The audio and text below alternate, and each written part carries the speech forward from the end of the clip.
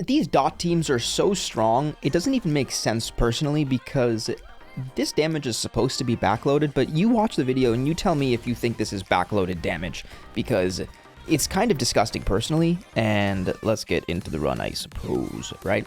Immediately, right off the bat, Tingyun is going to ult. Now we're going to get our action advance on everybody, and also now Black Swan's ult is up, perfect. Now we can apply Epiphany to everybody. And after we apply Epiphany, we actually don't want to apply the defense shred because it does too much damage and we're trying to get a couple extra turns from our characters. And if we apply the defense shred, it's just going to die. So we're just going to go for a basic now. So that way the right enemy is going to survive longer. And now we are going to use Ranmei's ult before, because if Tingyun crit there with the boost from Ranmei's ult, then it just dies too fast. So we're actually just trying to mitigate the amount of damage we're doing to these enemies in this first wave. Perfect. Now, thanks to this thing dying, Kafka is going to get her ult up, and that way she's going to gain more energy. Perfect. And now the defense shred is going to make up for the fact that we didn't apply the defense shred in the first place, and now it's at a sliver. See, that is calculated because it is very important that Black Swan is the one to kill, because we want to get Black Swan's ult up without having to use Tingyun's ult on Black Swan. See, because now we are going to give the energy to Kafka, which means that now we are going to be able to get 2 Kafka ults in the second wave, which is extremely important.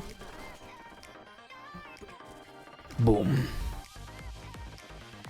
Okay, so now, because we used the ult on Kafka's turn, now this basic is going to give us 10 more energy thanks to the follow-up of Kafka, and that's actually one of the reasons why you don't necessarily even want to run an energy regen. It might help in some scenarios, especially if you're using like the Herder Shop Light Cone that even gives you more energy, but in this scenario, if you just play it right, you can get your ults up very consistently.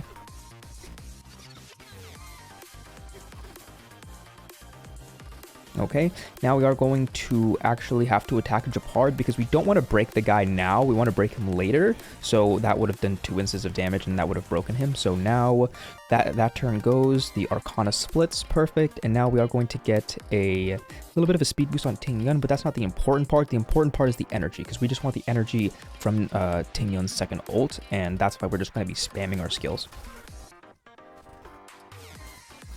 And now that Japard's at 27%, that means that he is in range for death, which is wonderful, because now we are going to strip that shield on the guy, and then the follow-up from Kafka is then going to break it, which is wonderful, and now all we need is actually a basic on Tingyun, and we would have just skilled if she didn't get hit so much. So the run almost involves no hit RNG, because none of our characters actually need to get hit for us to get our ults up. It's very, very consistent.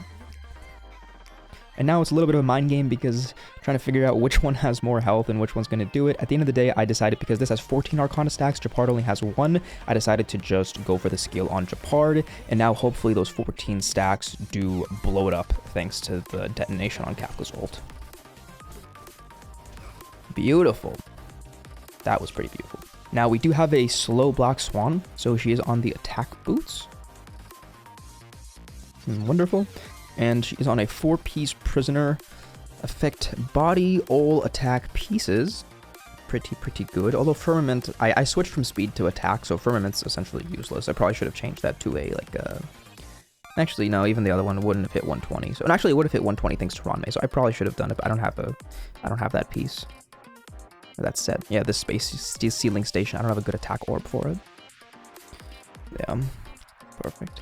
So Tingyun is fast, that way she does get her 3 actions per turn. That is probably the most important part of this run personally, because I had a hard time before I made Tingyun fast enough to get her 3rd action. So once Tingyun got her 3rd action, it made that last ult just super helpful. Even though the last ult actually didn't help us get an ult, but the damage that we gave to Black Swan was very helpful.